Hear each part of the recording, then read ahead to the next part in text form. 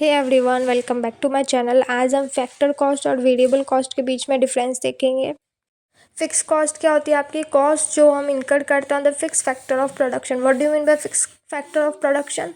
तो मशीनरी हो गया, लैंड हो गया, बिल्डिंग हो गया, ये सारी हमारी फिक्स फैक्टर ऑफ प्रोडक्शन होता है जिसको हम एकदम से चेंज नहीं कर पाते।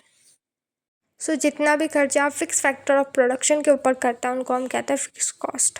फिक्स कॉस्ट जो है वो चेंज नहीं होती अगर आपका आउटपुट बढ़ रहा है घट रहा है। अगर आपका प्रोडक्शन बढ़ रहा है देन ऑल्सो आपकी जो फिक्स कॉस्ट है वो सेम ही रहने वाली है।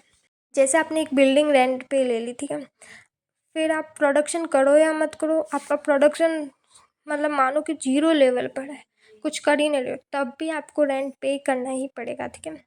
फिक्स कॉस्ट जो है वो कांस्टेंट रहता है इवन आपका आउटपुट जो है वो 0 है, ठीक है। इसका एग्जांपल मैंने पीछे भी बता दिया है। आपका प्रोडक्शन स्टार्ट होने से पहले ही फिक्स कॉस्ट को तो हम इनकर कर लेते हैं। जैसे आपका प्रोडक्शन अभी तक स्टार्ट ही नहीं हुआ है पर आपका जो एडवांस रेंट है वो तो आपको पे करना ही पड़ेगा, इवन आप करो या मत करो प्रोडक्शन, ठीक है। And one more thing, fix cost को हम ओवरहेड कॉस्ट भी बोलते हैं। नाउ वेरिएबल कॉस्ट वो कॉस्ट है जो इनकर की जाती है वेरिएबल फैक्टर ऑफ प्रोडक्शन के ऊपर। वेरिएबल फैक्टर ऑफ प्रोडक्शन जैसे कि labour, raw material etcetera. Variable cost increase होता है जब आपका आउटपुट इंक्रीज होता है और डिक्रीज होता है जब आपका आउटपुट डिक्रीज होता है।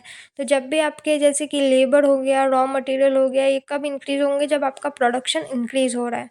और अगर आपका प्रोडक्शन डिक्रीज हो रहा है तो आपका लेबर ज़्यादा लगाओगे नहीं, रॉ मटेरियल ज़्यादा यूज़ करोगे नहीं। वेरिएबल कॉस्ट 0 होता है जब आउटपुट 0 होता है। अगर कुछ भी प्रोडक्शन नहीं हो रहा तो आप बिना फालतू का लेबर वगैरह कुछ भी यूज़ नहीं करोगे। वेरिएबल कॉस्ट तभी हम इनकर करते हैं जब आपका प्रोडक्शन एक्चुअली स्टार्ट होता है, ठीक है। अगर आपका प्रोडक्शन एक्चुअली स्टार्ट ही नहीं हुआ है तो आपका वेरिएबल कॉस्ट कैसे आया? वेरिएबल कॉस्ट को हम डायरेक्ट और प्राइम कॉस्ट भी बोलते हैं। ये आपका फिक्स कॉस्ट का डायग्राम ये कांस्टेंट रहती है थ्रू आउट और इस लाइन को हम हॉरिजॉन्टल स्ट्रेट लाइन बोलते हैं। और ये आपका वेरिएबल कॉस्ट का डायग्राम जिसे हम अपवर्ड स्लोपिंग भी बोलते हैं, क्योंकि जैसे जैसे आपका आउटपुट इंक्रीज होता रहता है वैसे वैसे आपका क्या होता है, टीवीसी भी कॉस्ट भी इंक्रीज होती रहती है।